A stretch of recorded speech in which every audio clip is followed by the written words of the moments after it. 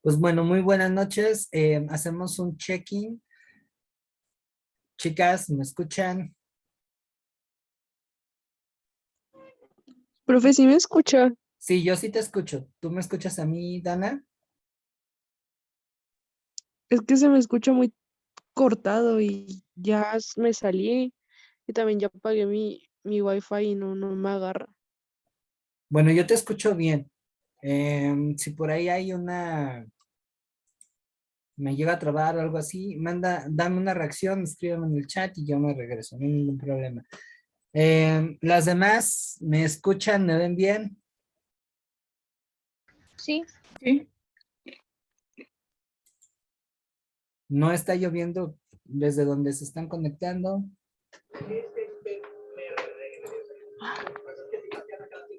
No se ¿No? me picó, Sí, pero está estoy comiendo lloviendo. por eso, ¿vea? Anejilla, tramposilla. Mm, ¿A ti te picaron? no, porque por ahí están hablando de otras cosas. Bueno, vamos con lo primero, ¿no? Dice que escuchamos con atención la canción de Playa Girón de Silvio Rodríguez. Espero que les haya gustado. Y después de analizar la letra, contesten las siguientes preguntas. Se va a adjuntar el texto. Aquí la intención es que veamos qué sería la historia, cómo a través de este material la está definiendo y quiénes son los partícipes, ¿no? Entonces, bueno, empieza Playa Girón, viene la letra, si ustedes analizaron bien, primero empieza con el poema, ¿no? Con definir cómo va el poema, hacia dónde va, y a él lo que le preocupa es hacer un trabajo de calidad potente, que se acorde a la sensibilidad de lo que quiere expresar, no llegar a la cursilería que a veces estamos habituados, ¿no? La segunda va con la música y va en ese tenor. Quiere hacer una canción que vaya acorde a lo que está relatando, que es la vida de la tripulación de un barco pesquero, que por ahí quizá algunos investigaron y por ahí encontraron que Playa Girón fue un lugar donde los Estados Unidos intentó invadir a Cuba después de la Revolución Cubana y a partir de ahí pues pensaron que la letra hablaba de eso. Y de cierta manera, no, si ponemos atención, está haciendo referencia pues a algo más cotidiano. Y hay aguas, porque no siempre el título va a ir ligado a lo que plantearemos originalmente, ¿no? Y bueno, la última, que es la que nos interesa, la parte de la historia. Compañeros de historia, tomando en cuenta lo implacable que debe ser la verdad, quisiera preguntar, me urge tanto, ¿qué debiera decir? ¿Qué fronteras debo respetar? Si alguien roba comida y después da la vida, ¿qué hacer? ¿Hasta dónde debemos practicar las verdades? ¿Hasta dónde sabemos? Que escriban pues la historia, su historia, los hombres del Playa Girón. Hasta está brutal. A mí me encanta muchísimo esta estrofa.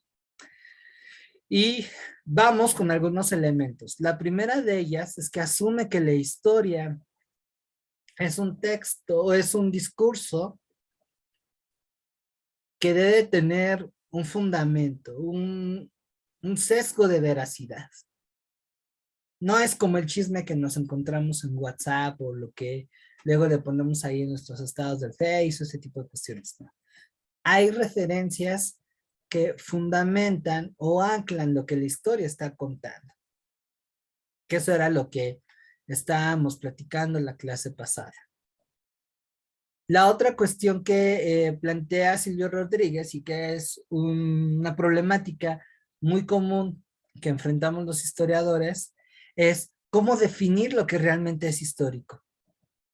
¿Qué es lo que realmente trasciende? Y miren, ahí nos estamos poniendo filosóficos, ¿no? Y entonces plantea una cuestión concreta que a mí me llama muchísimo la atención y me encanta porque vincula la historia de la ética, perdón, con la ética. Es decir, plantea que los acontecimientos históricos no deben de juzgarse de una manera superficial o bajo criterios que parten de prejuicios o incluso principios morales del presente. Tenemos que entender por qué están sucediendo las cosas, quiénes están participando y qué es lo que se busca. Algo así como cuando ven su serie favorita en Netflix, ¿no? Por eso viene esta pregunta aquí. Es poderosísimo. ¿Qué hacer? Y apela a la cuestión de las fuentes.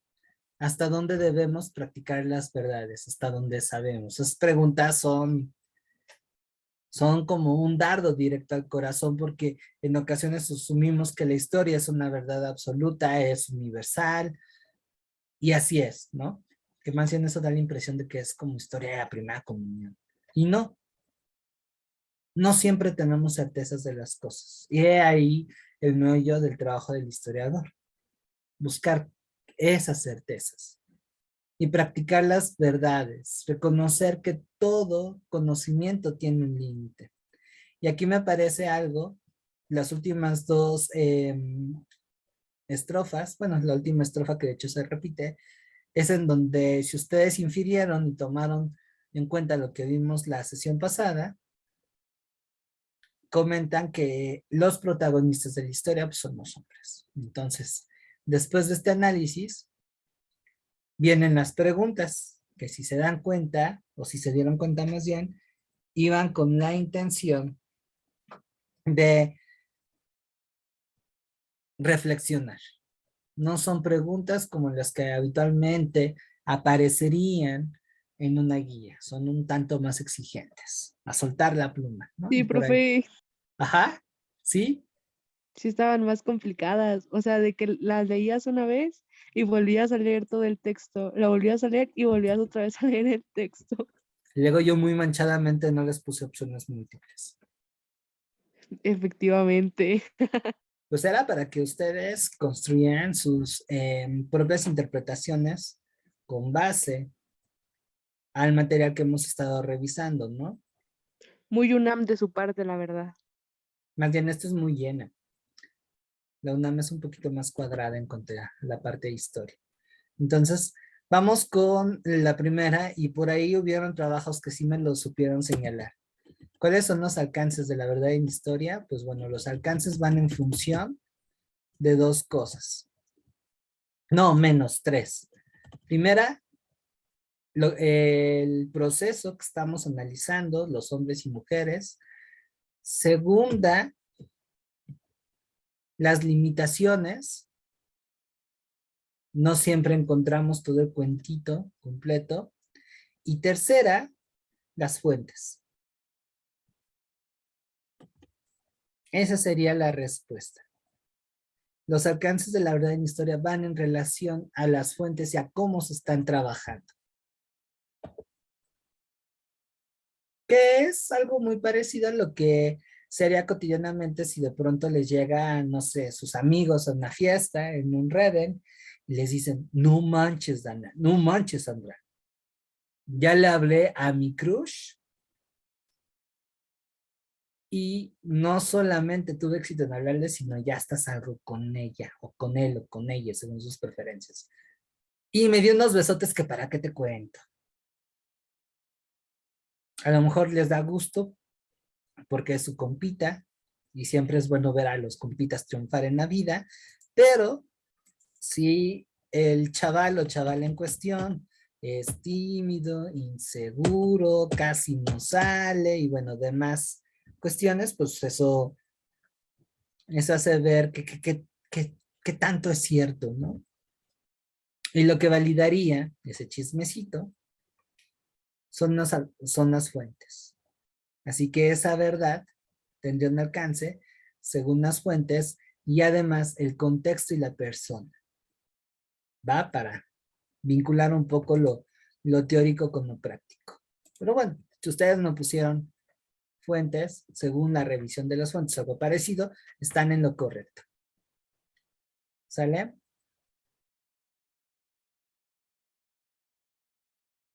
Y la respuesta está aquí, en estos tres versos.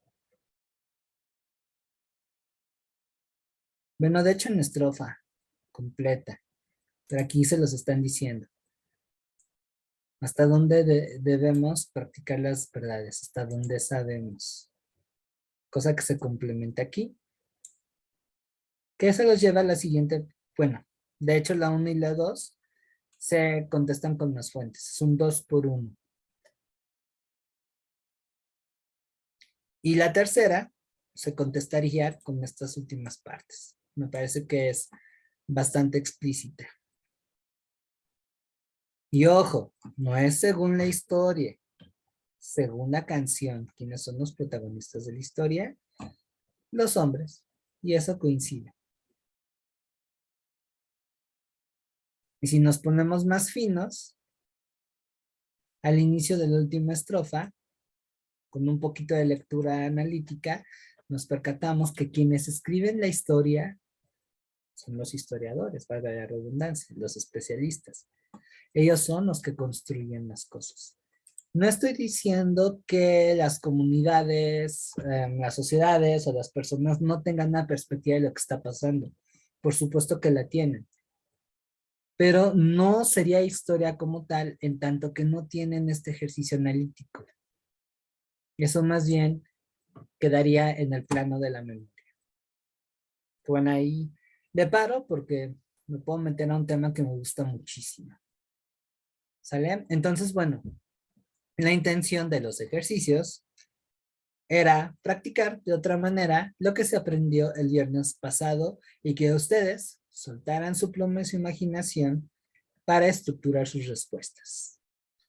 ¿Cómo les fue? ¿Qué tan distantes estaban sus interpretaciones de lo que yo les acabo de comentar? Sí estuvieron bastante distantes, profe. ¿De plano qué pusiste? No, sin comentarios. Se vale, se vale. Acuérdense que aquí no hay errores. Alma, ¿cómo te fue? Más o menos, profe. ¿Qué coincidió, qué no coincidió? En la tercera. La tercera, que era la más Fácil. fácil. Sí. Pero acá el 2 por 1 me lo batearon. Bueno, Lucila.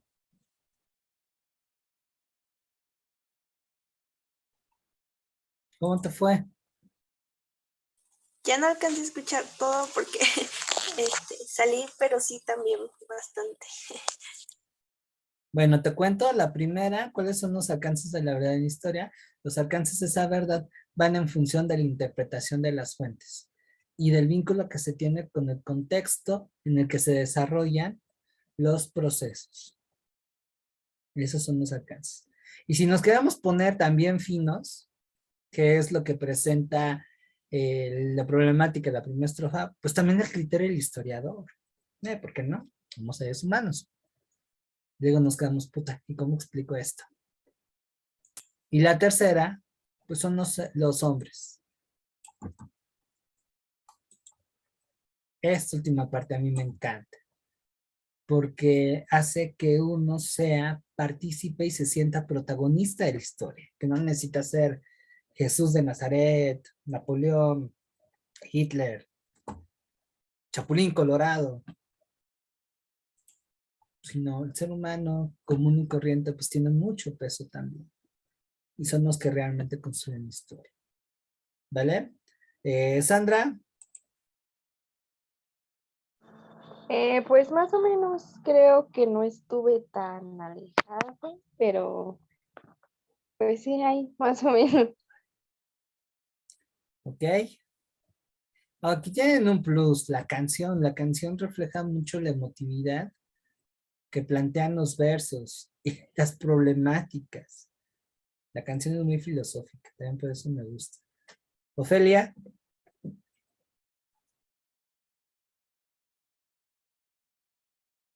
¿Cómo te fue? Hola, profe. Bueno, a Hola. mí, pues yo creo que más o menos porque igual estuve ahí leyendo varias veces porque no le Ujú. entendía tan bien y estuve investigando y sobre sobre eso de la guerra y todo eso, pero sí me costó un poquito. Sí, por ahí leí ejercicios que me dijeron que hablaban de la guerra y este y el otro, y pues, o sea, era interesante. Y sí, en ese lugar hubo un intento de invasión que se dio durante la Guerra Fría, pero como ya les había comentado, la letra refiere a otra cosa, al problema de escribir una canción sobre una tripulación de un barco pesquero que andaba por ahí rolándola y que después eso lo llevó a la historia. Casual en quienes a veces nos quebramos el coco. Daniela, ¿cómo te fue?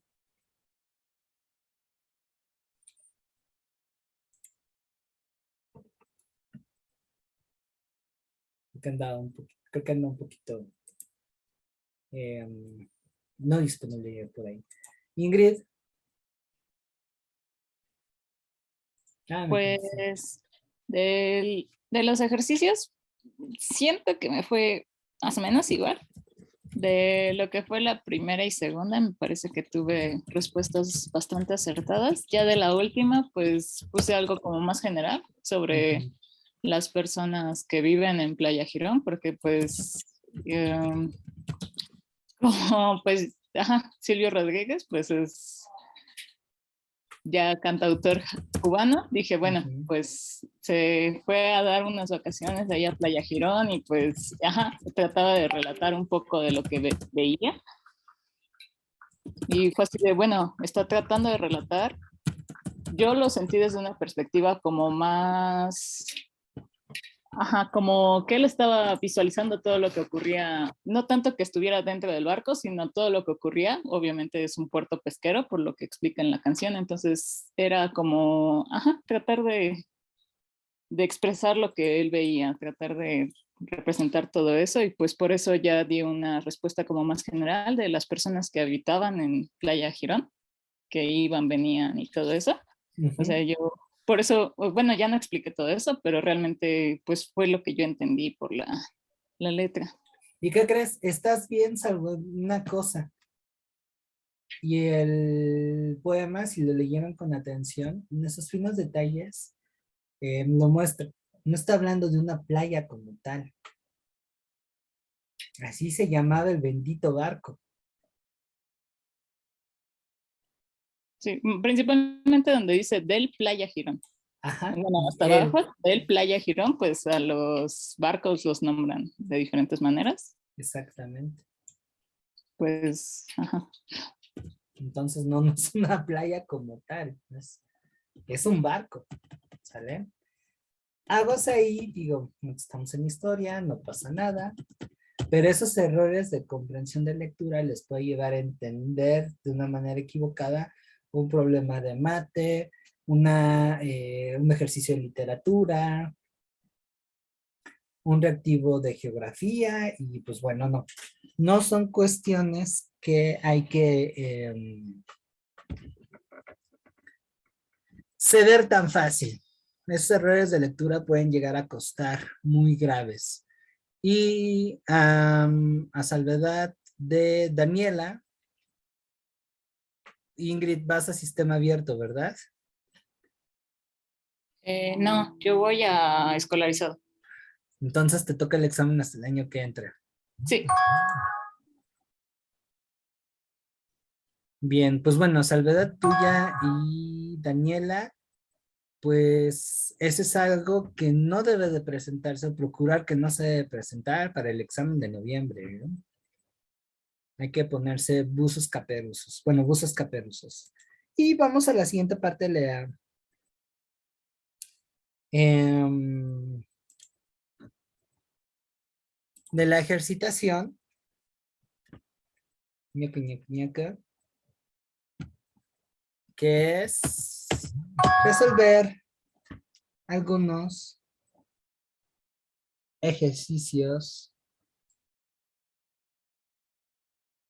Y estás en lo correcto, Daniela. Ahora que estoy leyendo la imagen que mandaste, exacto.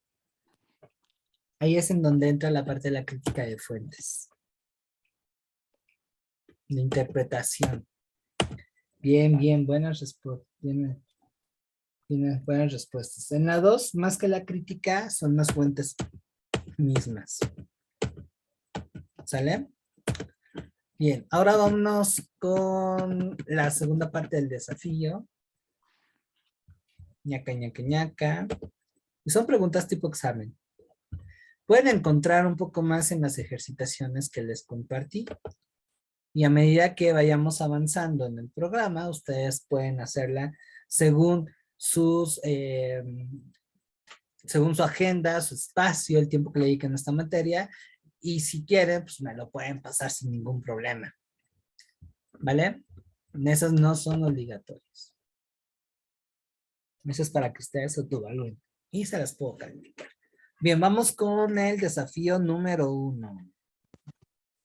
Y vamos a jugar con reglas UNAM. Les voy a dar 90 segundos por cada reactivo. Déjenme preparo mi bendito cronómetro. Lean con atención ese texto y en una hoja que tengan ahorita a la mano, en su celular o como les quede mejor, escriban la respuesta correcta. Ya después vamos a ver qué tal les fue. ¿Sale? 90 segundos, me dan una reacción cuando estén listas para pasar a la siguiente.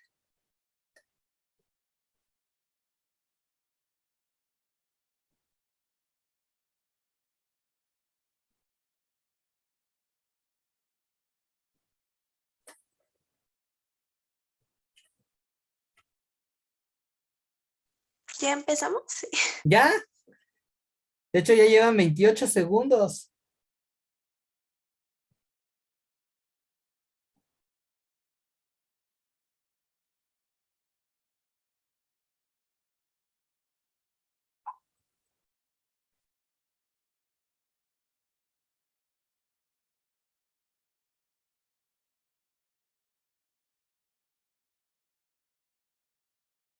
Les quedan 37 segundos. Ya llevan el minuto. Si ya la tienen lista, denme la reacción para yo pasar a la siguiente. Nos quedan 20 segundos.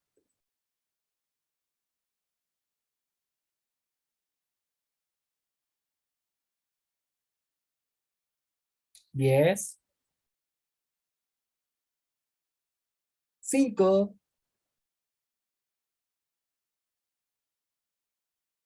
Tiempo.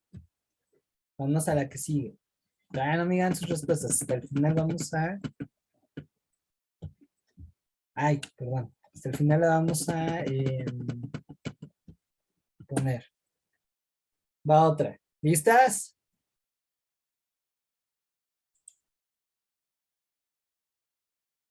¿Sí? Apúntala en tu libreta, Daniela. Va, 90 segundos.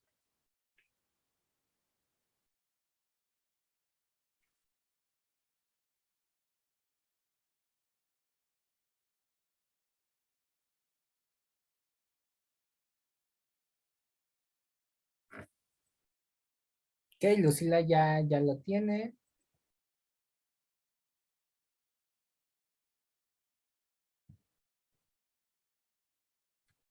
Todavía tienen tiempo, todavía tienen tiempo. Les queda un minuto.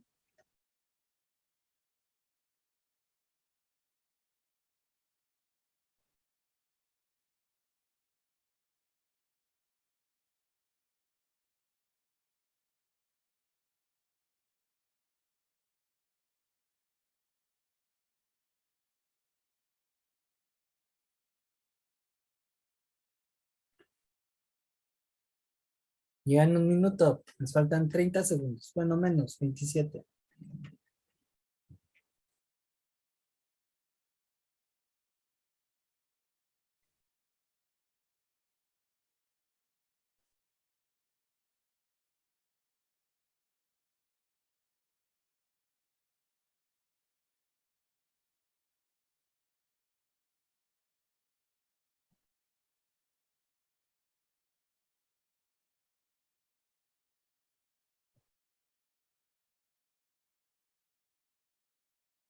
Tiempo. Vámonos a la que sigue. Ah, bueno, ya nada más son esas dos. Se ha puesto más. Bien, ¿cómo se sintieron con esto? ¿Estuvieron fáciles, difíciles? Yo tuve duda en la segunda. La segunda, Rachel. Yo también. Yo pienso que era la más fácil, fíjense.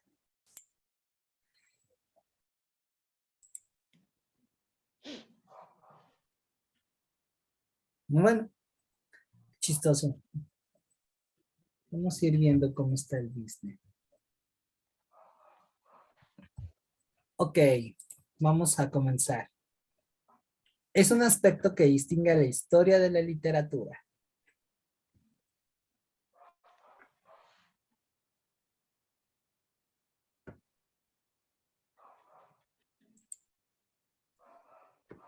La validación de fuentes. Muy bien. Esa es la respuesta correcta. La B. Las demás, no. El uso de fuentes no es así. Los novelistas, los poetas, los dramaturgos llegan a ocupar fuentes. Pero no siempre las validan, es decir, prueban que sean correctas y verdaderas. En cuanto a que se enfoca solo en el pasado, pues no. Ya les había comentado el viernes pasado que tanto, bueno, la historia también llega a ocuparse del presente. No es tan común, pero sí llega a suceder. Entonces, bueno, ahí lo tienen. Y enfocarse en acontecimientos políticos, pues no, ambas confluyen. Entonces, ¿quién tuvo bien esta? Yo. Muy bien, Alma. Excelente, Bien. Lucila. ¿Y más cómo les fue? Sandra, Ingrid, Ofelia. Yo también había puesto esa. Muy bien, pues ya vieron que no es tan difícil. Vámonos con la 2. Ahí C. te falló, mi queridísima Daniela. Vamos con la 2. B. No. Es un ejemplo de fuente directa o primaria que se refiere a la Revolución Mexicana. No, no es el El A. mismo. No. La D. Es la D. ¿Por qué? Ahí les va. Miren, el libro Zapata y la Revolución Mexicana de John Womack es un texto, un estudio que parte de un análisis y crítica de fuentes directas. O sea, es una fuente secundaria. El documental Los rollos perdidos de Pancho Villa tiene una cualidad parecida. El monumento a la revolución no es una fuente directa porque originalmente ese monumento iba a ser la cúpula del nuevo palacio legislativo que iba a ser Porfirio Díaz. Pero bueno, se vino la revolución y quedó Y no lo durante mucho acabaron, tiempo. ¿no? Exacto, no la acabaron. Y al final pues terminó siendo un monumento a la revolución. Que no está tan bonito, ¿eh? Y La Cucaracha es una canción típica de la cultura mexicana que se compuso durante el movimiento armado. O sea, al calor de los balazos se aventaron La Cucaracha. Y es una rolita que habla de Victoriano Huerta, que por cierto era bastante marihuano y alcohólico. Es una canción a que se burlan, dice, güey. y de que lo derrotaron. Y ahí en la cucaracha se sintetizan una buena parte de la Revolución Mexicana.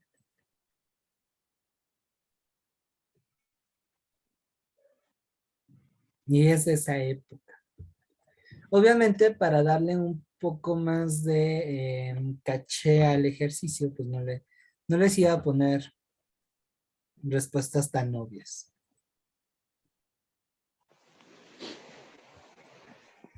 Tenía que hacerlos pensar. ¿Sale? Sí. Así es que, ¿cómo les fue?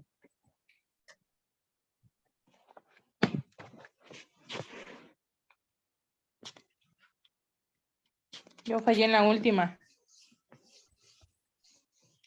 Ujú. ¿Por qué fallaron?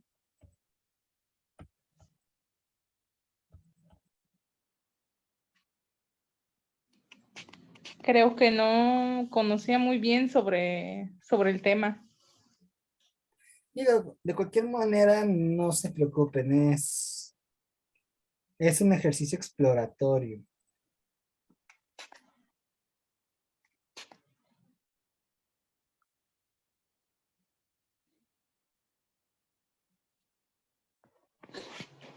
¿Sale? Aquí, muy bien, Lucila, excelente. Aquí lo que se planteaba también era que pues ustedes echaran mano de lo que ya habíamos venido desarrollando con los videos que les pasé y esta parte del razonamiento. Ahora sí que ahí hasta por descarte de posibilidades era sí o sí la cucaracha.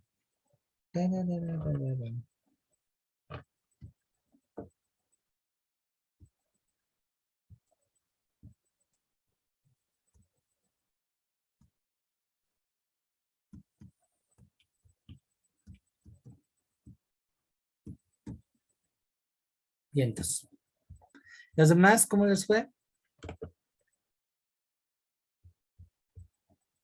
Bien, también tuve las dos buenas. Muy bien, muy bien, muy bien, muy bien, muy bien. Eso me da bastante gusto, ¿eh? Ya vieron que no era tan sencillo. Pueden comparar el tipo de reactivos que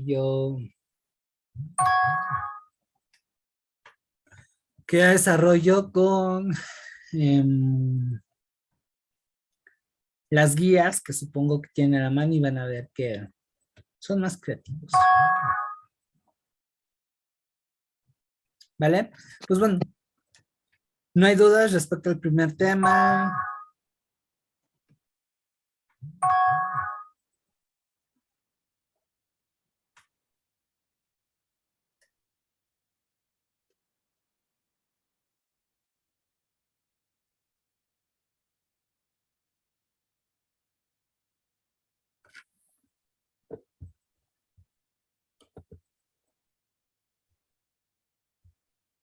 Muy bien.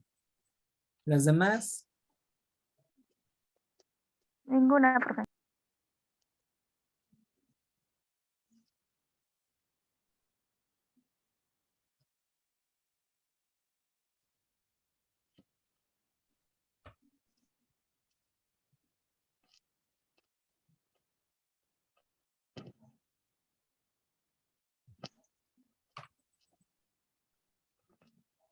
Bien. Ok.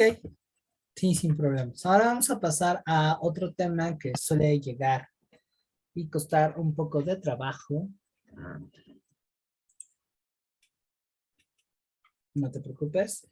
Y es el de corrientes historiográficas. Como se habrán dado cuenta, y bueno, a manera de introducción, a lo largo del tiempo, pues la relación del hombre con su devenir y los discursos que ha construido a partir de la interpretación del pasado no siempre han tenido la misma función y se ha dado de la misma manera. De hecho, pues la historia como disciplina es relativamente joven, unos 200 años, si lo comparamos con otras ciencias. Pero digamos que su función y su rol y algunas cosas que hacía, pues ya estaba presente desde antes. Y esas funciones, pues, iban desde fundamentar una identidad hasta explicar un origen o mantener cohesionado al grupo. Así que, bueno, es pertinente que se conozca de forma general todas esas perspectivas de cómo se ha entendido la historia y la función que esta ha tenido a lo largo del tiempo. ¿Sale? Y aquí tenemos dos maneras, pues, bastante clásicas de cómo se transmitía esta experiencia que han tenido las sociedades a lo largo del tiempo. A ver si las identifican a partir de la deducción de las imágenes.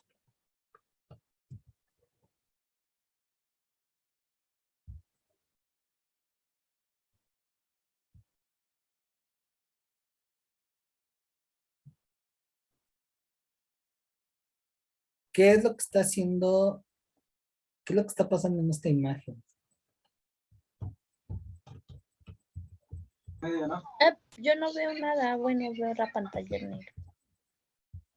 Ay, ¿sí ven todos mi pantalla? Yo sí la veo. Ok, gracias, Ingrid. ¿Tú también, Richard? Sí. Ok, Ofelia, entonces creo que es la única. Sandra, Daniela, Lucila, Alma. Yo sí la veo. Yo sí Yo la veo. también veo. ¿Cuál, profe? La pantalla, mi pantalla. Estoy compartiendo mi pantalla. Sí, yo sí lo puedo ver.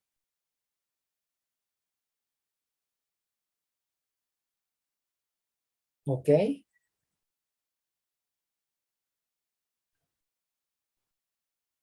Perfecto, entonces, ¿qué está haciendo la abuelita con el niño?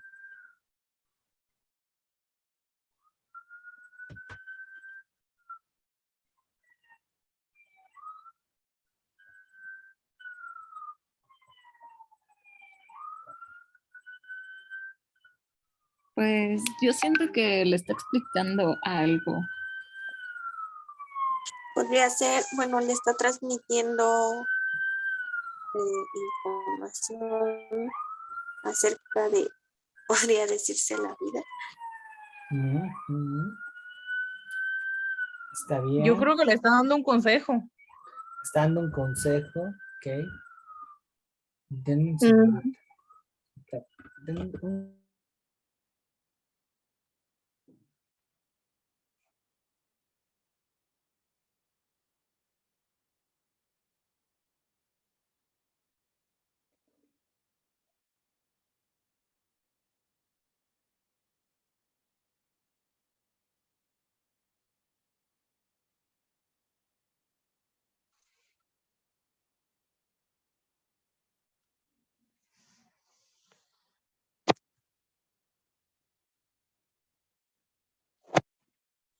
Ya. Es que donde viven muy tranquilo, pero pasó una patrulla como a hacer rondines, algo así, pero estaba muy ruidosa. Muy ruidosa. Es que bueno, ya. Si le está dando un consejo, le está contando una historia. Lo que nos quiere indicar aquí es que este es un ejemplo de la tradición oral. Usualmente en las sociedades preindustriales y aún en el campo, los abuelitos, la gente de mayor edad, es la depositaria de la experiencia que ha tenido esa comunidad y por consiguiente es un vehículo, es un enlace con ese discurso por el pasado, es un medio con el cual las generaciones jóvenes conocen lo que ha ocurrido a lo largo del tiempo. ¿Sale? Es una cosa muy linda. Y la imagen, ¿a qué personaje está haciendo referencia? Les doy un tip. Am,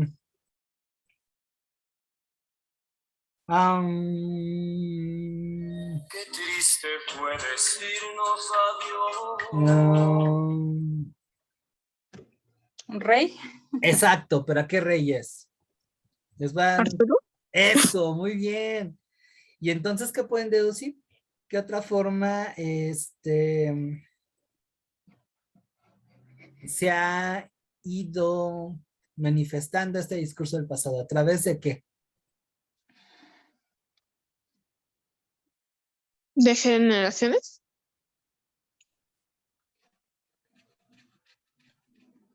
¿Cómo?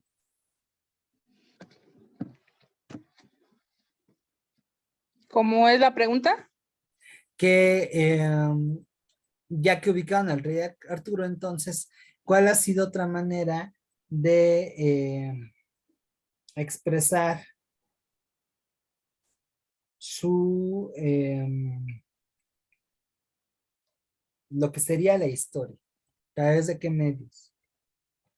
Podría ser por pinturas. No, Tida, ya habían identificado al rey Arturo. ¿El rey Arturo qué es?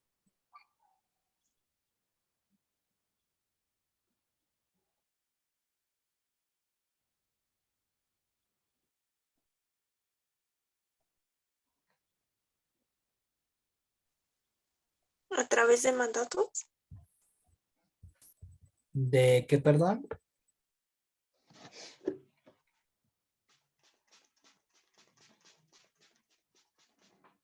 Podría ser a través de la palabra hablada. Eso ya se dio en la imagen anterior.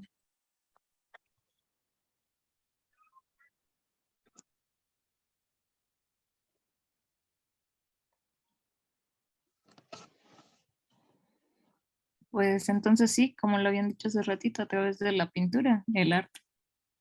No, hay otro. Bueno, sí, el arte también, pero hay uno todavía más añejo y más común.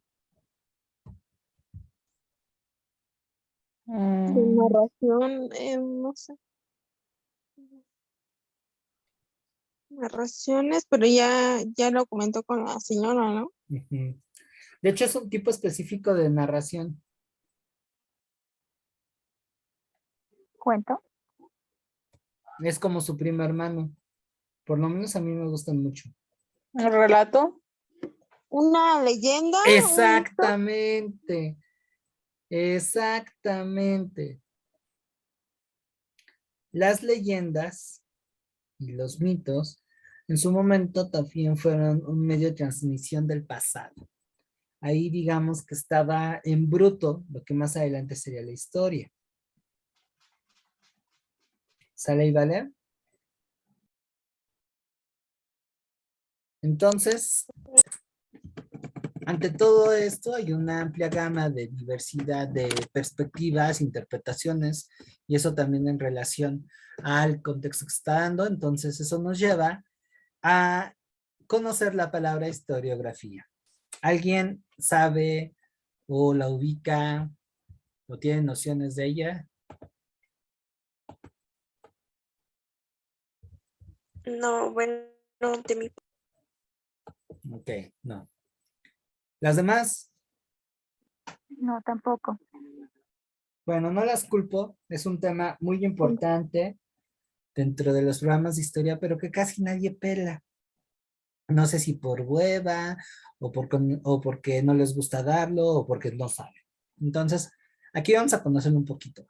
Cuando hablamos de historiografía, estamos haciendo referencia al análisis de los métodos, la forma y el sentido de cómo se ha escrito el discurso histórico, es decir, todo lo referente al devenir, así como la función que éste tiene y la identificación del público al que va dirigido. No es lo mismo idear una leyenda que se transmite justo a través de la transmisión oral para reafirmar un sentido de pertenencia o definir una identidad, a, por ejemplo, fijarse la película de Corazón Valiente, que habla sobre William Wallace, un escocés que peleó contra los ingleses en la Edad Media.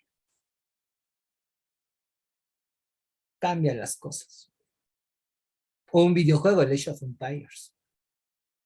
Si nos vamos hacia cuestiones más académicas, estamos haciendo referencia a las narraciones de los eventos históricos según el tiempo y el autor en el que fueron construidos. Y ahí se parece un poquito también a lo que llegan a ver en literatura. Así es que la disciplina, la historiografía es una parte de la historia, por así decirlo, que se ha encargado de estudiar cómo se da a lo largo del tiempo el registro de los acontecimientos, implicando lo que ya les comenté: método, la forma, el sentido, la función y el público al que va dirigido. No es lo mismo escribirle a un rey de, mira, güey, conquisté el mayor imperio conocido, a el chismecito a la mujer. Va a variar el sentido, ¿no? Así es que de aquí saltamos a lo que son corrientes historiográficas que van a definirse como los enfoques teóricos que han contribuido al desarrollo de la historia como disciplina. Y esto no salió porque chinga su madre, hoy no tengo nada que hacer, pues armemos una corriente historiográfica. Naranjas dulces. Esto se dio a partir de situaciones concretas. Tenemos como primer antecedente de esto el desarrollo de las ciencias naturales. ¿Sale? Sí, llegamos a un punto en el que las ciencias sociales, y específicamente la historia, para legitimarse y avalarse, pues querían parecerse lo más posible a las ciencias naturales. Y ya para cuando se dio esta curiosidad, el siglo XIX, pues ya la ciencia andaba más o menos bien consolidada. Fue un camino que comenzó en el Renacimiento y en el inicio de la modernidad en el siglo XVI. Así es que sí, primero nació la biología, la química, la física, las mates, y ya después las ciencias sociales. Ahora, esto no fue posible sin el impacto que va a tener la ilustración, que va a ser un movimiento que vamos a ver dentro de 8 días. Eso va a implicar una nueva forma de entender los fenómenos sociales y por supuesto que este rollo del pasado. Ahora, también surgen nuevos problemas. La manera de cómo se conceptualiza la sociedad, el hombre, la conexión con el devenir, va a cambiar brutalmente. Gracias al impacto político y social de las revoluciones burguesas del siglo XVIII, el ejemplo más claro, la Revolución Francesa, que da pie a la sociedad liberal que de alguna manera todavía está presente. Lo vamos a ver un poquito más a detalle en las próximas sesiones. No es la única. Las independencias de Hispanoamérica y la conformación de los estados-nación modernos, es decir, un organismo político que va a estar sobre un territorio y va a gestionar los asuntos de una población específica que aparentemente se cohesionan a través de una cultura que llamamos cultura nacional, eso serían los estados-nación modernos, pues eso sale en el siglo XIX y genera nuevas broncas. Y hasta ese punto las ciencias sociales y particularmente la historia no sabían cómo afrontarlas. Entonces, eso dio pie a una reformulación. ¿Sale? ¿Dudas hasta aquí? Ninguna. Muchas. Pero Muchas. sí, como pero Adele. lo vamos a ver más adelante. Sí, como dice, más a detalle. Ok, En pero los si siguientes, tienes sí. algunas que tengan No, por que el ver con momento, esto, adelante. sí, me espero a ver. Bueno, vamos a ver la primera corriente historiográfica, que es la que va a definir, pues, qué onda con mi historia, ¿no? ¿Cuáles son las reglas del juego y de qué se trata? Y tenemos el famoso positivismo, que no se trata de la vida es bella, sé feliz, no, ese tipo de positivismo no. Otro, va a estar fundado por este señor que acabó medio loquito, llamado Augusto Comte, y va a tener algunas variantes que van a estar representadas por Herbert Spencer, un cuate que va a ayudar mucho además al desarrollo de la antropología y que va a aplicar las categorías de Darwin a los fenómenos sociales, cosa que, bueno, va a fundamentar cuestiones como el racismo. Nuestro Gabino Barreda, quien llegando a México va a construir la Escuela Nacional Preparatoria, o mejor dicho, la va a fundar, que estaba construida. Y don Justo Sierra, quien en su momento fue ministro de Educación de don Porfirio Díaz. Ahora, esta es una corriente historiográfica y filosófica que es muy importante y muy famosa y aparece en todos lados. Así es que, de alguna manera, ustedes saben un poco acerca de ello. ¿Qué me pueden decir?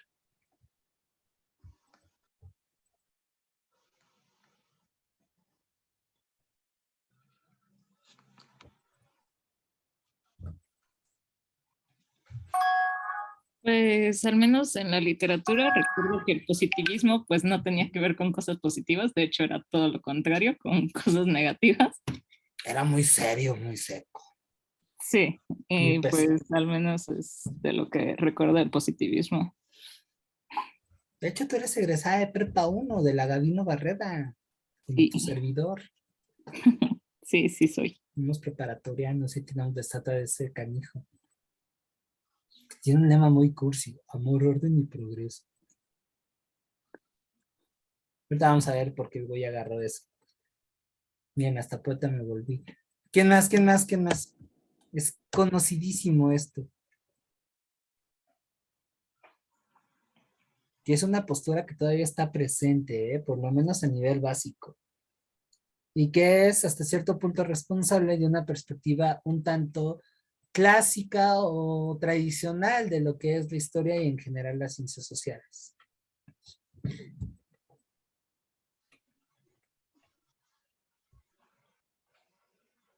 ¿No se acuerdan?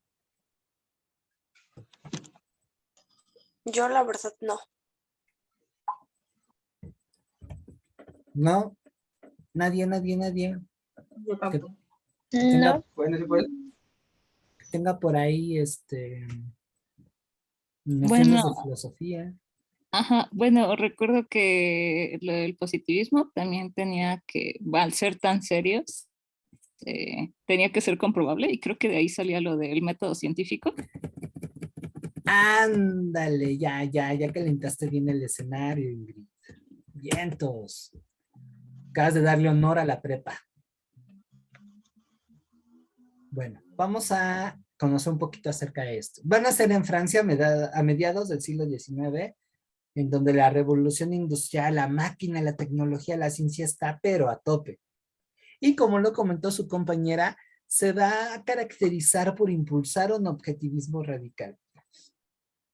Traducido al español, solamente se puede conocer aquellos fenómenos que sean verificables, que se puedan medir, que se puedan contar. O como decimos en historia, que tengan fuentes. Chaquetas mentales a la goma, no.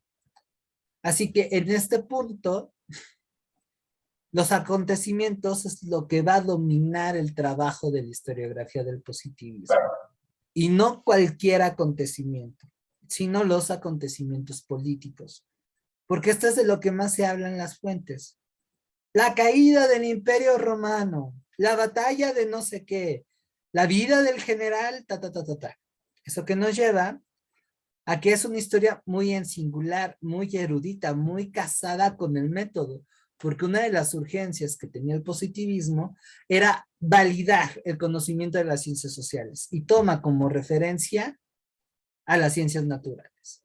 Entonces este compa pensaba que habían leyes en la historia, en la sociología, en la economía, que eran perfectamente estudiables y demostrables como si estuviéramos hablando de la gravedad o la evolución. Menudo lío, ¿no? Entonces para esto, él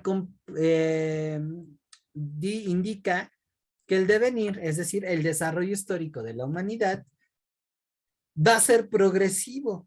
Es decir, pasamos de un momento de barbarie en la que no sabemos qué tranza hasta una fase de plenitud, de todo chido. Ya esa periodización histórica, acuérdense de esa categoría que vimos la semana pasada, se le va a denominar estadios.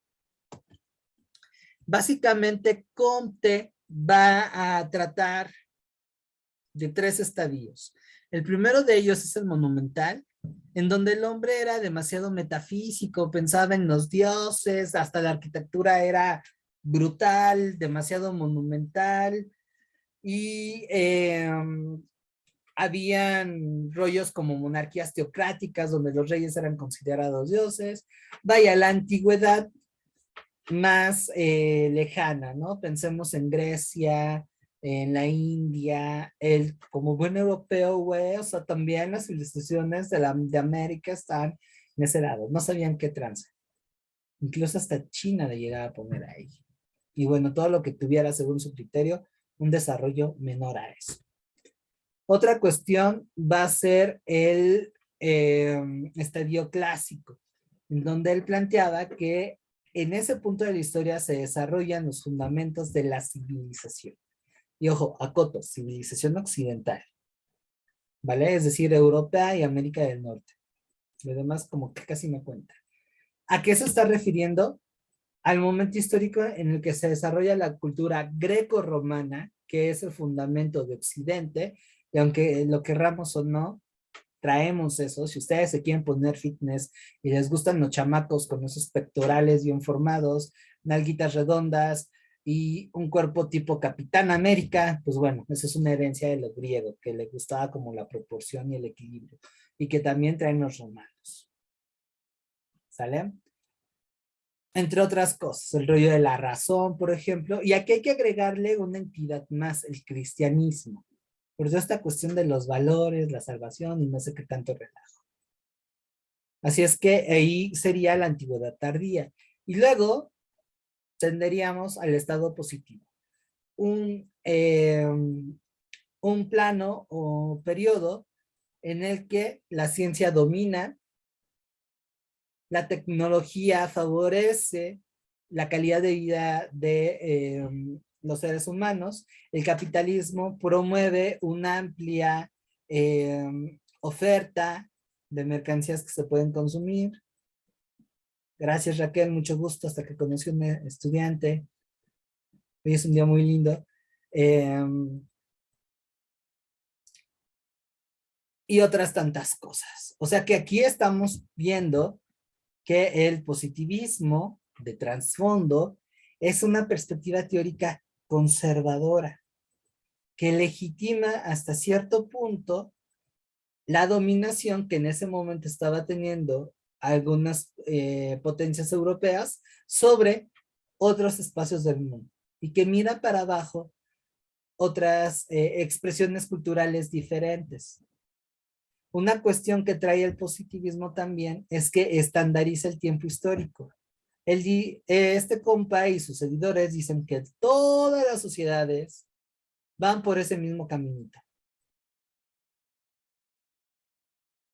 Y eso, por ejemplo, en su tiempo impactó en países como México, porque se reconocían que estaban en un estadio menor de desarrollo civilizatorio. Entonces, si querían meterle velocidad a esta evolución, tenían que adoptar elementos culturales de lo más civilizado. Le hace Europa. Y si estamos en el plano de días, Francia, para que nos reconozcan como unos iguales. Y si formamos parte de ese club, no nos van a invadir, no nos van a colonizar, aunque culturalmente nosotros ya estamos colonizados. Y eso, por ejemplo, sería una gran dicotomía, porque en México hay una enorme diversidad de cosmovisiones. Si nos vamos al plano de la historia, es una historia muy erudita, muy en el detalle. Y sí, como lo pone la cara de Raquel, qué buena actuación, aburrida. Así es que si esto les recuerda a sus clases de historia en la primaria, secundaria y preparatoria, y más con profesores que no están especializados en el tema, ¿qué creen? Échenle la culpa al positivismo. ¿Sale? ¿Dudas hasta aquí?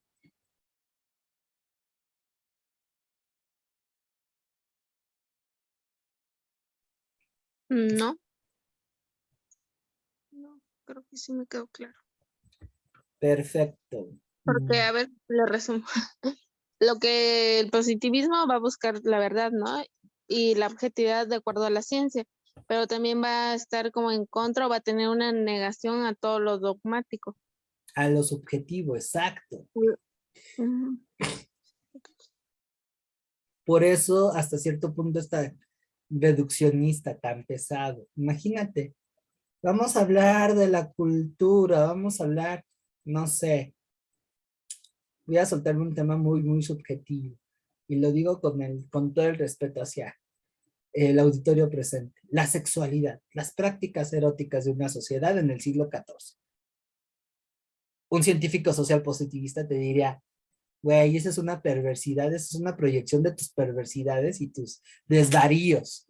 No hay evidencias concretas que te lleven a estudiar algo tan íntimo de una sociedad que ya no existe. Las fuentes no hablan al respecto. Solamente nos dicen que el amor y el matrimonio formaban parte de un mecanismo para formar alianzas. Si es que es, perdón por la expresión, una chaqueta mental si tú quieres rastrear cómo esas personas vivían las relaciones sentimentales, sus ideales amorosos, lo que les gustaba en la intimidad, lo que no. Sí había, por ejemplo, algo que en la actualidad pega mucho, que es la cuestión de las agresiones, la violación. Allá, pues no sabemos, güey, son otros valores, así es que no. No hay fuentes. Esos temas no. Además es pecado. Mejor háblate de la batalla de Agincourt o de Juana de Arco. Así que también básicamente una historia un tanto positiva basada en hechos y personas casi que parecen héroes de Marvel Comics, pues se pueden ver en Hollywood, en estas películas históricas. Y ahí todavía hay resabios de esta escuela. Pero bueno, tiene su legado porque ayuda a formalizar a las ciencias sociales. Tampoco no lo veamos todo así como blanco o negro. Le debemos al positivismo el que pues ya no andemos ahí jugándole a lo amateur o a que la historia sea crónica. Hay que meternos a un método. Hay que sujetarnos a una cuestión de rigurosidad académica, que a veces es muy importante. Sí, Richard. Entonces bueno, como yo le entiendo, le llaman positivismo porque ellos consideran que todo lo que se habla es lo bueno, ¿no? Lo positivo, lo que suma, ¿no? Lo que... algo así. No, ahí tú te estás yendo por el rollo del optimismo. De ahí, sé feliz. No, para ellos positivo o estadio positivo es cuando una sociedad alcanza un grado de civilización pleno, que según sus criterios es económicamente accediste al capitalismo de libre mercado. Políticamente estás dentro de un estado-nación de carácter liberal, es decir, viva la democracia, aunque no todos voten. Socialmente hay un reconocimiento, todos los derechos, aunque si eres un obrero te hacen fuchi. Y culturalmente, viva la ciencia, aunque también somos muy religiosos. De preferencia tener ahí un antecedente cristiano. Europa. Eso para ellos es lo positivo. Si no has llegado a ese punto, todavía te falta, mi chavo. ¿Sale? Y miren qué grueso, para que se den cuenta que el inicio de las ciencias sociales pues tiene también un trasfondo muy negro, porque para poder implementar estos principios, ¿cuántas cosmovisiones en un país como México se marginaron, se negaron o de plano se extinguieron? Y eso en la actualidad está también generando muchas problemáticas, porque aunque no lo crean, esto todavía está muy presente. Palabras como civilización, tecnología. Y si no tienes eso, eres prácticamente un salvaje. ¿Sale? Ah, bueno, este chismecito. Vamos con la segunda escuela, que sería el historicismo, que aquí ya empiezan los debates. El positivismo deja las reglas, pero son reglas muy, muy rígidas. Y el historicismo es el primero que dice, a ver, espérate, güey. Esto para la historia no cuadra al 100. Así es que si el positivismo va a definir el trabajo de las ciencias sociales y un poco la historia, el historicismo va a profundizar en la profesionalización. De hecho, aquí el que nos está hablando, bueno, no yo, sino el güey que aparece en la imagen, es Leopold de von Ranke, el papá de la historia científica, de la historia moderna. Esta corriente se va a centrar específicamente en la historia. y tiene cosas muy interesantes. La primera de ellas es que, antes que otra cosa, la historia no es metafísica, no es un designio divino, no es la fortuna, no son los horóscopos que vemos al final de las revistas. La historia es esencial y exclusivamente una realización humana, y eso es algo muy bonito. Otra cuestión que aquí hasta incluso podríamos tomarla como motivación en sus actuales estados o contextos, es que los hechos del pasado no se repiten. Volvemos a las coordenadas básicas que vimos en la primera clase, el espacio y el tiempo. Si ya tronaron el examen, diría nuestro querido filósofo José José, ya, fue el pasado. Aunque ahora se estén enfrentando a una situación similar, el contexto ya cambió, aunque sea mínimo, pero ya cambió. Por lo tanto, no es igual, no se repite. Eso rompe con la idea de una historia cíclica. En todo caso, la historia sería una espiral, pero siempre es un proceso abierto. Si volvemos al ejemplo de enfrentarse al examen ahorita, pues las cosas están cambiando. Llegan más maduras, mejores organizadas de tiempo, menos desconfiadas de su potencial, no sé qué tanto les sirvan mis clases, pero mejor orientadas académicamente. En fin, un montón de cosas que anteriormente por X o Y razón no tenían. Y el hecho de que ahora sí implica ampliar las posibilidades de ser aceptadas en la humanidad. A eso se refiere con que los hechos del pasado no se repiten. Así es que si por ahí escuchan, ay, es que la independencia y la Revolución Mexicana fueron iguales, naranjas dulces, responden a diferentes entornos. Aunque se parezcan, no son iguales. Por consiguiente, la historia es una herramienta útil, aunque no lo crean, para comprender la naturaleza de la sociedad. ¿Por qué la gente se puso más enojada con una goliza que le pusieron al Cruz Azul que, por ejemplo, con la devaluación del peso? O que aumentó el pasaje. Acá en Ciudad de México ya nos está cargando por eso. O que no tengamos agua, que es mucho, mucho más riesgoso. No hay nadie aquí de Monterrey, ¿verdad? Cuéntenme de dónde son. Yo soy del Estado de México. Del Estado de México. No, tú ya eres de Feña por adopción. No, yo soy de Oaxaca. Oaxaca, bueno, todavía no tienes broncas de agua. ¿Por dónde? ¿Por qué parte de Oaxaca?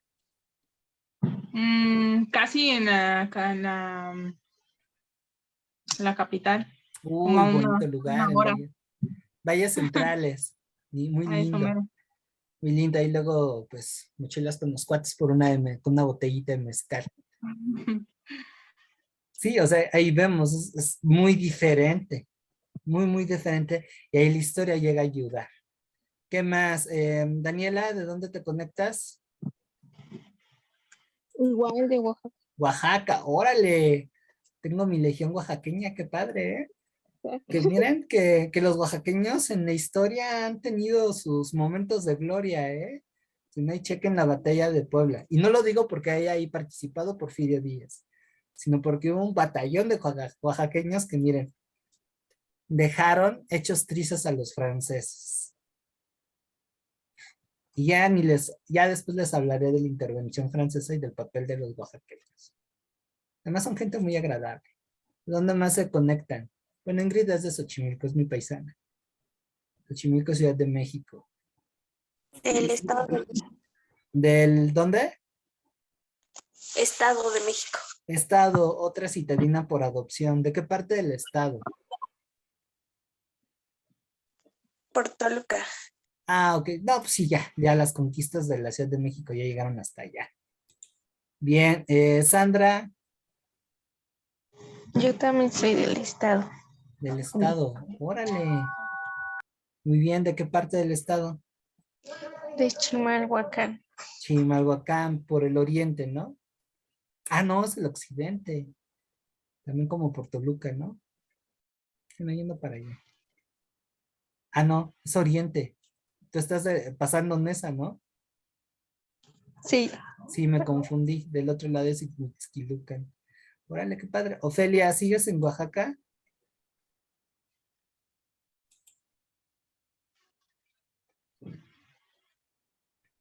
Bueno, creo que no está. Bien, pues Aquí entonces. estoy. Ah, ok. ¿Andas en Oaxaca, Ciudad de México? Aquí ahorita estoy aquí en el Estado de México, Ah, en el pero igual estado. soy de Oaxaca. Bueno, pues entonces vamos a rebautizar esto como la Legión Oaxaca yendo a la ciudad, conquistando la ciudad, conquistando la universidad. Oaxaca conquista la UNAM.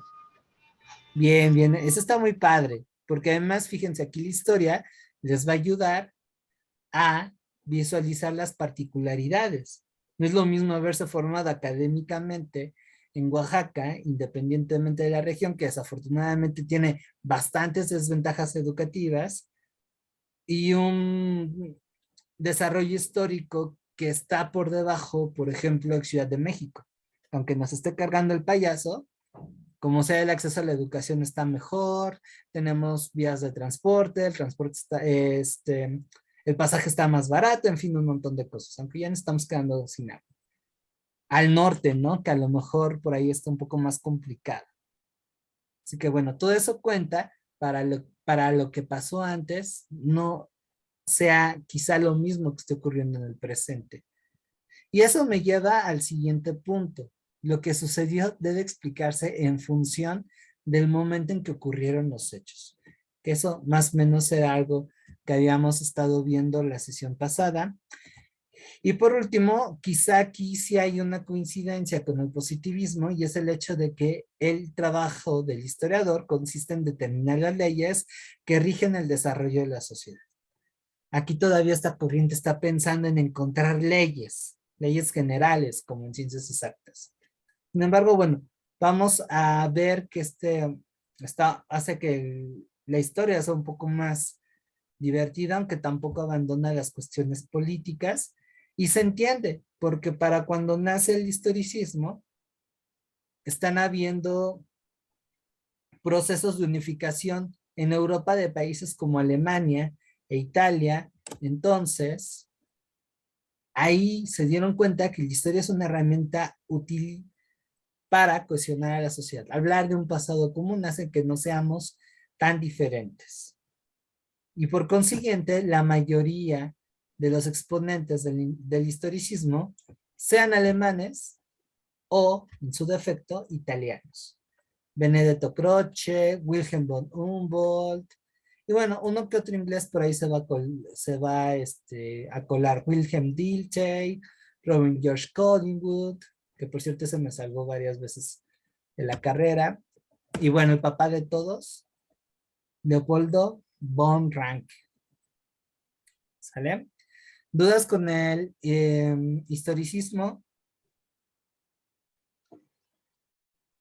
No, profe. ¿No? Muy bien. Sigue habiendo una historia muy pesada. Hay muchos fenómenos sociales históricos que ni el historicismo ni el positivismo son incapaces de realizar. Aunado a que, bueno, las tendencias son algo conservadoras. Y no falta el inquieto del grupo que le empieza a armar de jamón. Y ese compita, pues es Karl Marx y su compinche Federico Engels. Otra parejita tipo Batman y Robin que vamos a estar encontrando en el curso. Ellos como que no van a estar muy contentos con cómo se explica la historia a partir de esas propuestas. Y plantean una nueva que va a ser conocida como el materialismo histórico. Esta también es bastante conocida. No sé si hayan escuchado de Marx, de Engels, e incluso leído un poco acerca de ellos. No es lo de las dos vacas, ¿eh? No, eso no es cierto. A ver, ¿qué me cuentan del materialismo histórico de Marx, de Engels?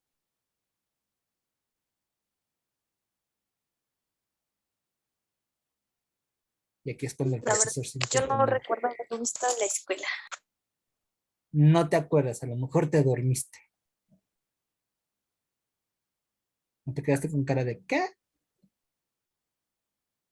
Bien, ¿alguien más?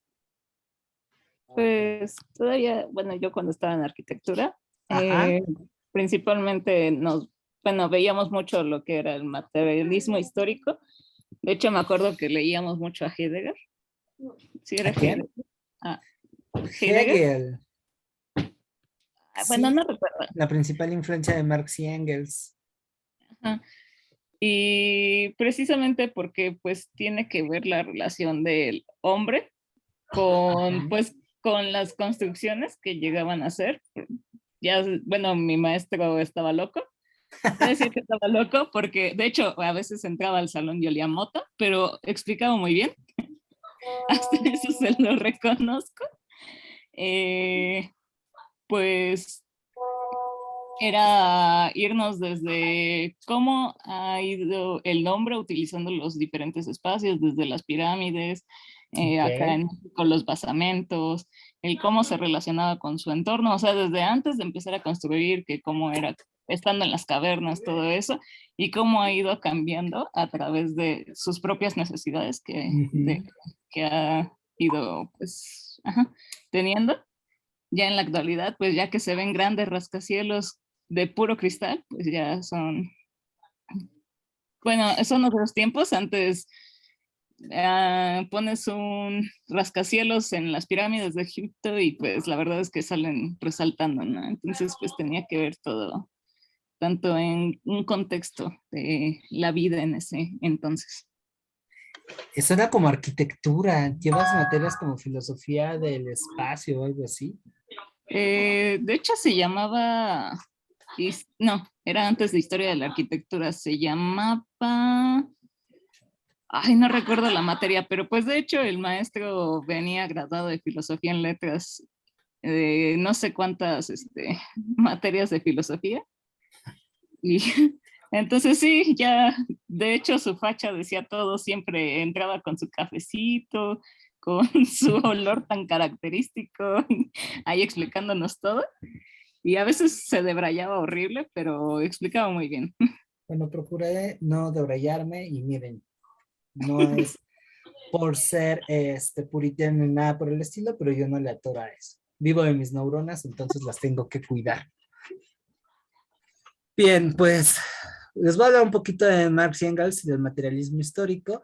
Básicamente, esta propuesta plantea comprender la dinámica histórica de la humanidad a partir de causas materiales y económicas. ¿A qué voy?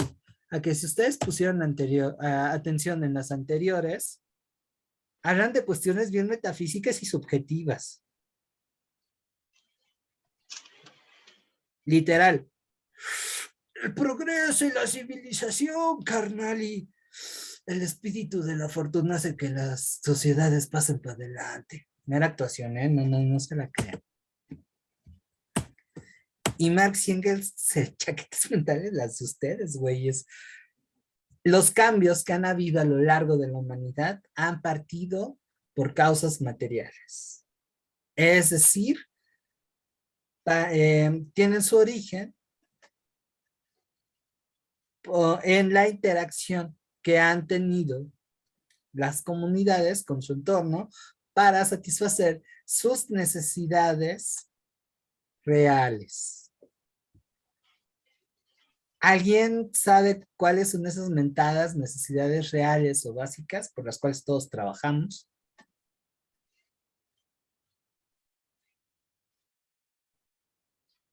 Sería la educación, la comida, el acceso a la salud, la vivienda, y sí, influye mucho, ¿no? Ahorita que lo está diciendo, sí. Cada individuo puede llegar a pensar de cierta manera dependiendo de su entorno, ¿no? Y de cómo El haya. ocio. Sí. Exactamente. Entonces, Marx y Engels decían, no, güey, o sea, la política, nada, cabrón. Es la economía lo que está pesando. Nosotros interactuamos con nuestro entorno para poder producir una serie de bienes que me permitan vivir de la forma pues, más plena posible, según el contexto. ¿Sale? A esa interacción, el materialismo histórico le va a llamar generación de riqueza. Generamos riqueza no para acumular, sino para cubrir esas necesidades. ¿Vale? Y entonces nos organizamos colectivamente para poder hacer eso. Porque también nos damos cuenta que uno solito no puede. Así es que ese rollo de esfuérzate y podrás conquistar tus sueños y ser el próximo Carlos Slim es una reverenda tontería. Ahora, si ustedes se acuerdan, las propuestas anteriores plantean una cuestión progresiva en el que queda un tanto insatisfecha la onda de las guerras. Casi casi les dicen, sucedió porque sí, porque un güey dijo, estoy aburrido, voy a armarme una guerra y conquistar un país. Nel. La historia no es otra cosa que el transcurso sucesivo de los conflictos. En tanto que a partir de que se genera la propiedad privada y hay una división social del trabajo, pues unos tienen los beneficios de esa explotación y otros, aunque le frieguen, pues no ganan ni el mínimo, ¿no? Entonces eso ha dado pie a que gracias a esos conflictos la historia se ha movido. Y esos conflictos, Marx y Engels le pusieron un nombre bien bonito, como si fuera Consejo Mundial de la Lucha Libre. Lucha de clases. Ya me los imaginé ahí como si fueran voceros de la Arena México. Luchadora, 2 a 3 caídas sin límite de tiempo. Los rudos tenemos a los amos y en los técnicos tenemos a los esclavos. El agotamiento de esos modelos y las contradicciones propias de esos conflictos dan pie a que a lo largo de la historia se den diferentes modos de producción. Que ojo, Marx y Engels no quieren decir que sean buenos o malos o mejores que los anteriores. Simplemente van en función del contexto histórico en el que se desarrolla. ¿Sale? Entonces, se dan cuenta, tampoco no marcan una determinante progresista. O sea, el capitalismo no es mejor que el feudalismo ni que el esclavismo. Es un modo de producción más, que tiene sus virtudes, algunas. Yo no sería tan amable con el capitalismo, pero también tiene otras. Y eso no lo hace mejor al feudalismo, ni mucho menos al esclavismo. Entonces, todo este meollo va con la intención de que se tiene que hacer un análisis estructural de la realidad para que se pueda transformar, y aquí esa es una cuestión que me enamoró del materialismo histórico, aunque no me reconozco como marxista. Yo tiendo más al anarquismo. ¿Sale? Lo que ellos plantean es que, a ver, güey, no vamos a estudiar historia para hacer libros muy bonitos que nadie va a leer. Ganar el maratón o mamonearnos en la familia de que no sabemos todas las fechas y los datos del calendario. No. Estudiar historia es muy lindo. Implica conocer para tener las herramientas suficientes que me lleven a una situación mejor. No solamente individualmente, sino también colectivamente. Porque asumo que si no soy dueño de los medios de producción, es decir, de los mecanismos que generan riqueza, pues estoy del lado perdedor. Aunque sea el director de una compañía ganando 40,000 pesos al mes. Hay alguien arriba de mí que está aprovechándose de que yo ande calvo, bueno, ya estoy, con un montón de estrés, y aunque tenga a mis hijos en el TEC de Monterrey, yo ande con artritis y un buen de cosas. Sigo siendo un explotado. Y las ciencias sociales develan esa conciencia de clase. No para ponerse demos y publicarlo en Facebook, Instagram o Twitter. ALB, soy un proletario con clase, ya valí madres, no. Sino que tú te organices con tus otros compis que están igual de jodidos que tú y armes la revolución.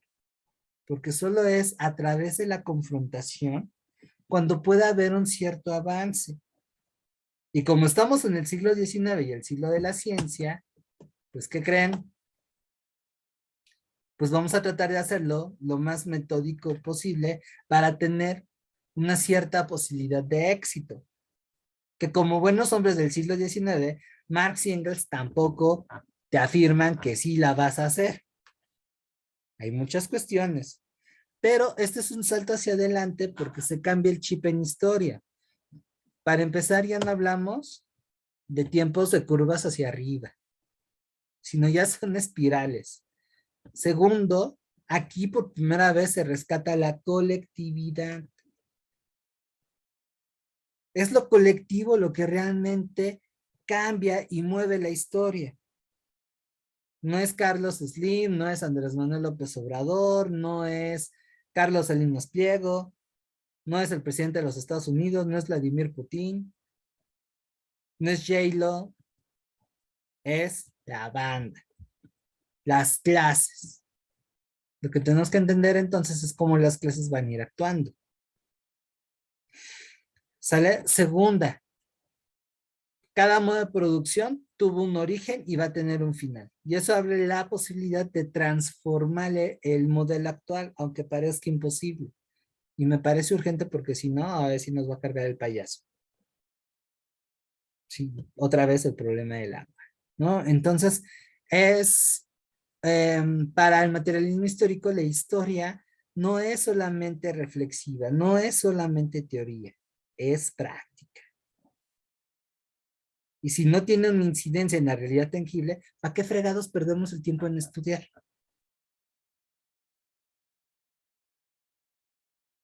¿O no?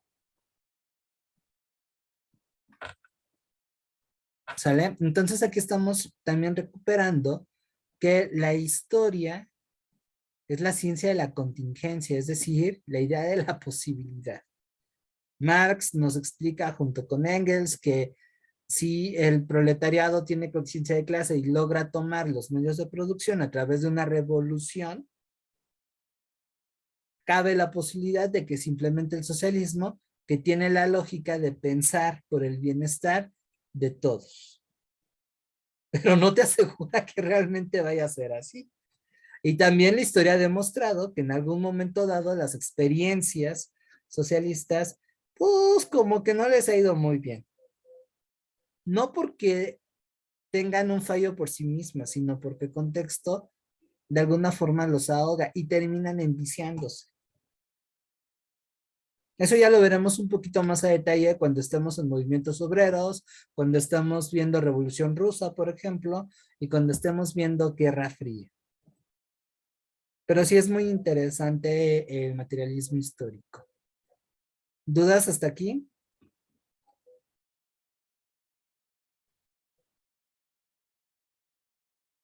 ¿No? No. No, ninguno. Bien. Ahora pasamos a una corriente que no es historiográfica, y aquí vemos que hasta la UNAM tiene sus errores garrafales. Esta más bien es una corriente antropológica, y es el estructural funcionalismo. Que aquí ya entramos en el siglo XX, estamos en una etapa de tensión más o menos fuerte, porque en unos 10 añitos, ¡pum!, estalla la Primera Guerra Mundial. Así es que aquí estamos en el plano en que la civilización occidental está en su ego más alto. O sea, güey, nosotros somos lo más chingón.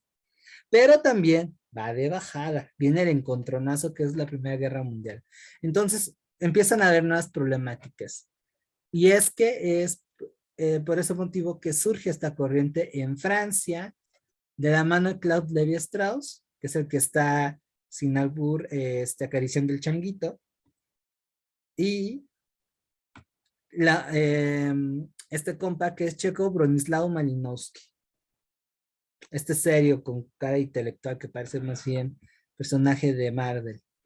¿Vale? Ellos plantean que la sociedad debe entenderse como un sistema o estructura, donde más que estudiar al individuo o al colectivo, tenemos que priorizar las relaciones entre las personas, porque esas son las que condicionan su rol. Supongamos que ahorita nosotros formamos una comunidad.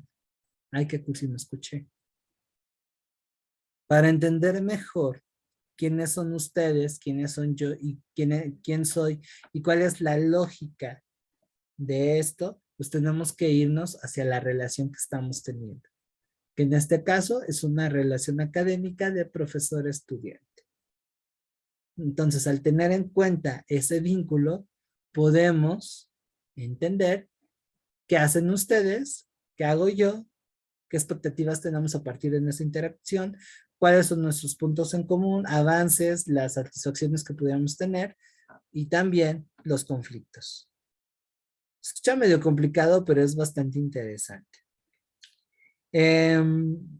Para darle un poco más de claridad a esto, rompen también con la idea de individuo y con la idea de suceso o de hecho.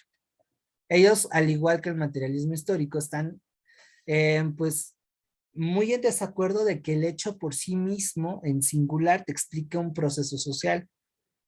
Eso sería solamente la puntita, lo que asume que algo está cambiando de forma radical. Digamos que el hecho sería esto, la punta del iceberg. Pero pues antes sucedieron otras cosas que llevaron a cabo ese acontecimiento. Entonces, la antropología, la sociología deben entrarle a verlo de esa manera. ¿Sale? Ahora, para tener un acercamiento un poco más acertado, pues no nada más es lo social, tenemos que ver cómo se compone lo biológico con lo orgánico conductual, lo cultural y lo social, y la cuestión del individuo. Son como varios puntos que se van uniendo. Si quieres estudiar a una sociedad, según ellos, de una manera más cercana, pues tienes que meterte a las ciencias duras. Biología y psicología. Pero no es lo único. Socialmente hay que ver cómo se están organizando. Y hay algo muy importante, la cultura. Entonces, solo en armonía de estos 4 elementos es que vamos a poder tener un acercamiento a la sociedad. ¿Sale? Preguntas, comentarios, dudas.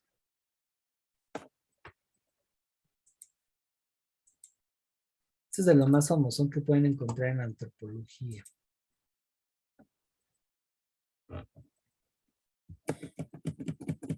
¿No? Y vámonos con la última, que también me gusta muchísimo. La escuela de los anales, que va a ser una revolución en la manera en cómo se hace historia. Estamos ya en tiempos posteriores a la Primera Guerra Mundial, 1929, con cambios bastante profundos y fenómenos que están haciendo ver que las ciencias sociales están siendo inferiores a lo que está ocurriendo. Estamos en la época de la crisis, la caída de Wall Street, el advenimiento del totalitarismo, la decadencia de la democracia. No de a gratis, por ahí en esa época se escribe en 1984, que es una novela distópica muy padre, que por cierto parece que retrata algo de lo que ahorita estamos viviendo en el presente. Y bueno, todo eso saca de onda a los historiadores franceses. Y 2 de ellos, Marc Bloch y Lucien Febvre, dicen, a ver, aguanta, necesitamos renovar la historia porque la historia se está quedando rezagada. Entonces, una de las cosas que ellos plantean es que no podemos hacer investigaciones históricas solamente centrándonos en lo político. Sí, lo político es importante, pero no es lo que decide la gente. Tenemos que meternos en cuestiones sociales, cuestiones de economía y la cultura. Eso implica que la historia tiene que abrirse, no solamente hablar de documentos oficiales o cartas y cosas de ese estilo. No, tiene que entrarle al chismecito. Cartas de la vida cotidiana, el arte, la arquitectura, como lo mencionó Ingrid, el mismo espacio. O sea, aquí se exigió un poco más, no un poco más, se exigió demasiado al historiador. La historia pasó de ser esta chica introvertida que no le hablaba a nadie del salón a la popular.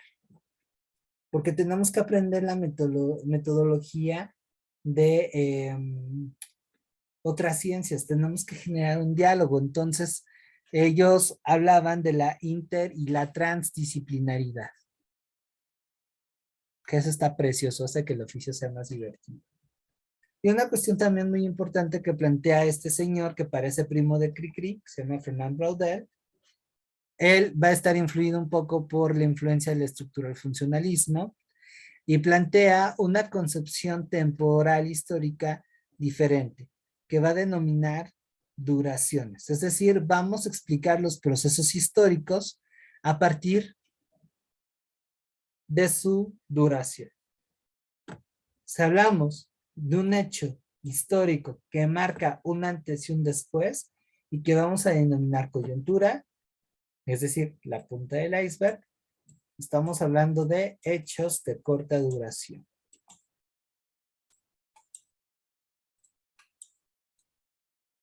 O sea, es lo que está visible que ahí está ocurriendo algo, mejor dicho, que ocurrió. Perdonen mi D, se ve medio rara, parece A, pero es un D. Es que es una letra no binaria. Es una D que se siente A, entonces no la quiero reprimir. ¿Va? Por ejemplo, denme un caso de un hecho de corta duración. Algo que haya planteado un parteaguas. Se vale que sea de su propia vida personal.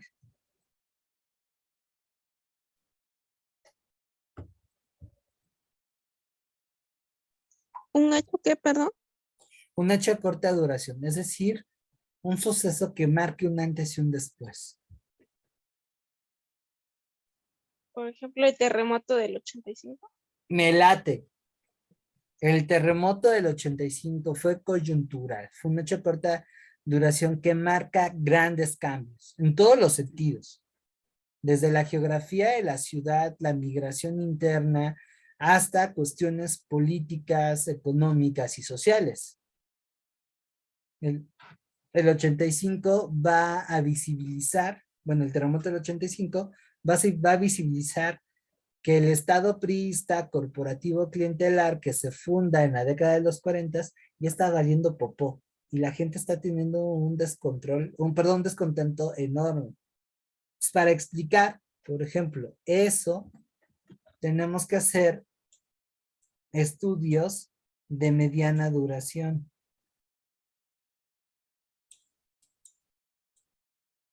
Donde tengo que ver por qué en los 80s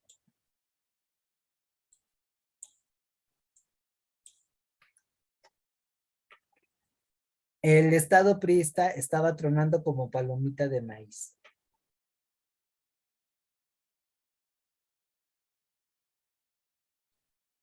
Y si yo quiero entender esas condiciones, entonces me tengo que ir a procesos mucho más lentos,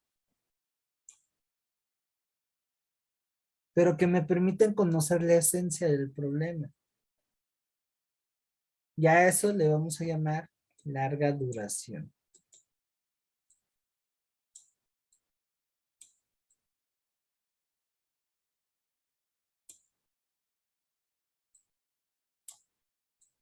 Si seguimos con este show, pues tenemos que hacer un recorrido de cómo ha ido desarrollándose el Estado priista. O sea, mi estudio arrancaría desde 1929, cuando se funda el Partido Nacional Revolucionario con Plutarco Elías Calles, hasta 1985. Hago toda esa revisión para entender qué cambios llevaron a que para el 85 comience a tronar. Digo, comience porque ahí no quebró. Va a tardar un poquito más. Pero la población de manera concreta va a reaccionar ante esa falta de operatividad que está teniendo el Estado. Ahora, no he contado algo que también es muy importante, que nos permite analizar con mayor precisión qué pasó. La inserción de México al neoliberalismo. Bueno, la implementación del modelo neoliberal al país, que deja todavía más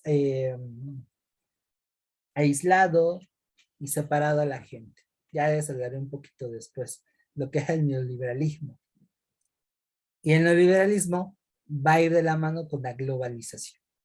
Una fase más de capitalismo como modo de producción. Y me parece que la más agresiva. Entonces, todo lo que está pasando afuera a nivel estructural, a nivel global, porque no estamos hablando del fin de el fin de la Guerra Fría, estamos ya en la última etapa, con lo que aquí está dando, con lo que aquí está pegando, arroja que la gente en el 85 empiece a dar expresiones de autoorganización, de descontento al gobierno, de autogestión, de prespolitizarse. Acá en Ciudad de México, después del 85, hubo un movimiento muy interesante para reubicar a la gente que perdió sus propiedades, sus casas por el terremoto, en otros lados de la ciudad. La gente se tuvo que politizar. Rompió con esquemas que durante mucho tiempo operaban, pero de poca madre. Y que eran el fundamento del Estado priista. Y bueno, eso va a traer como consecuencia también las elecciones del 88, donde gana Cuauhtémoc Cárdenas, que representaba una parte muy progresista de la política mexicana, pero al final le hacen el fraude y entra Carlos Salinas de Gortari, quien representa uno de los máximos exponentes del neoliberalismo en México. Y que con él el neoliberalismo va a llegar al siguiente nivel. Entonces, para hacer toda esa onda, pues no nada más es historia. Tengo que agarrarme de la economía, de la geografía, de la antropología, incluso de la biología, de la geo, pues, para entender todos esos rollos. ¿Vale? Sí, profe. Perdón, ¿dudas hasta aquí?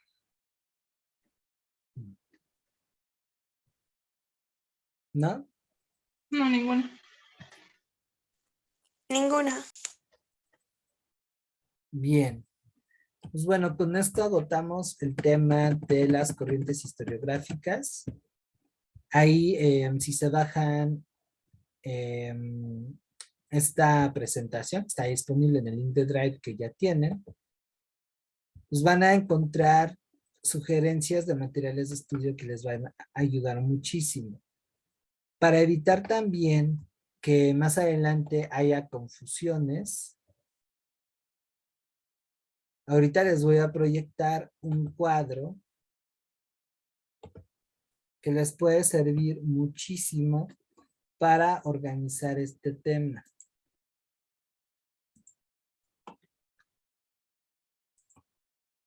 Espérenme.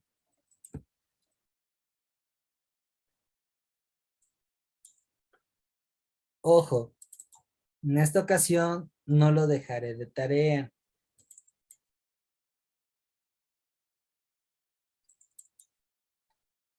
Pero pues bueno, les va a permitir estudiarlo mejor. Es necesario que también ustedes diseñen sus propias herramientas de estudio, siempre en función de sus necesidades. Y bueno, en este cuadro pues aprovechen la tecnología. Métanle colores, acá una edición bien mamalona, con las figuritas de estos personajes. Hagan este ejercicio para sintetizar la información, lo cual implica que afinen sus habilidades de comprensión lectora. ¿Sale?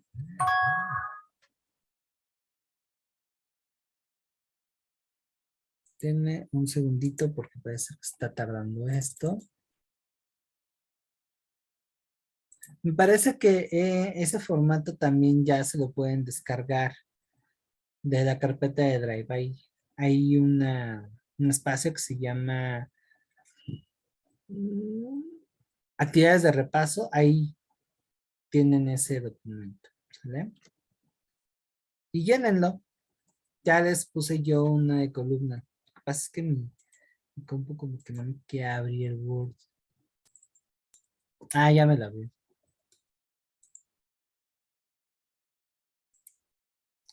Bien, se los explico. Y ya quien quiera hacerlo, pues adelante, ¿vale? Y con eso cerraríamos la clase de hoy.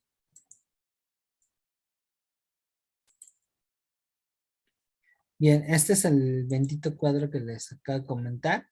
Les puede servir como actividades de refuerzo. Miren, está una columna con las corrientes historiográficas. Es importante conocer el contexto en el que se origina.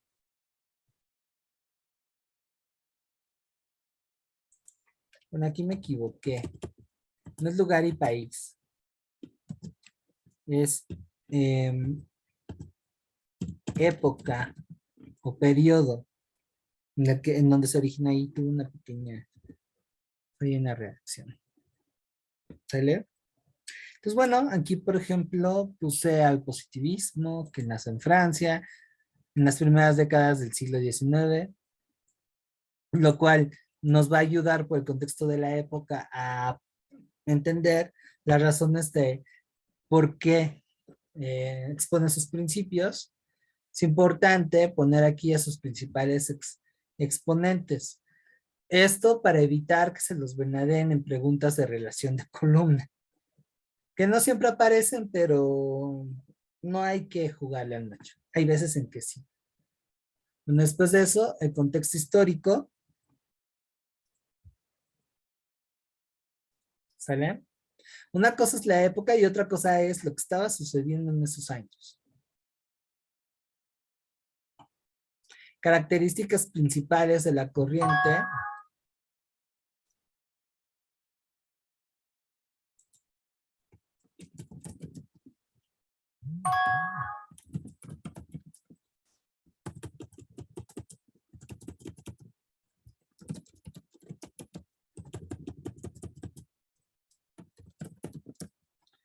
Y aquí, bueno, hay un elemento que les va a permitir identificar qué características y las contribuciones a la evolución de la historia como disciplina.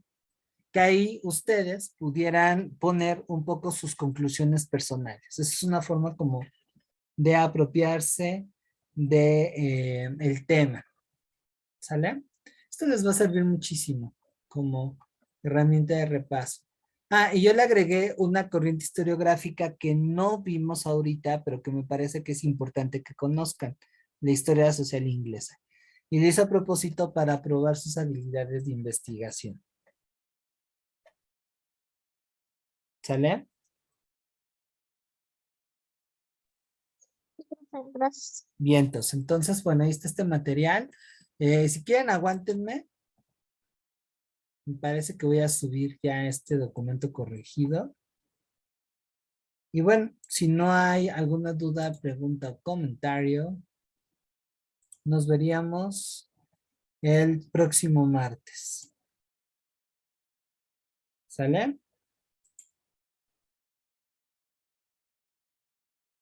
Sí, con español, ¿no? Exactamente. Yo estoy como fragmentado. Tengo personalidades docentes múltiples. Pero tú vas a llegar con una peluca para español.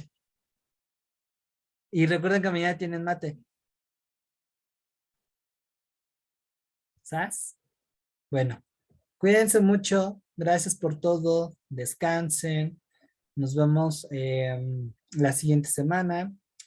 Y voy a hacer todo lo posible para antes de irme a la cama tener la grabación de esta sesión ya en YouTube. Si no, pues bueno, el domingo se las pasaré junto con la de matemáticas, pero por lo menos esta sí pienso tenerla lista, ¿vale? Si no me duermo antes. Cuídense mucho, descansen. Gracias. Hasta luego. Hasta luego. Gracias. Bye. Gracias. Gracias, Bye. igualmente. Hasta luego, bye.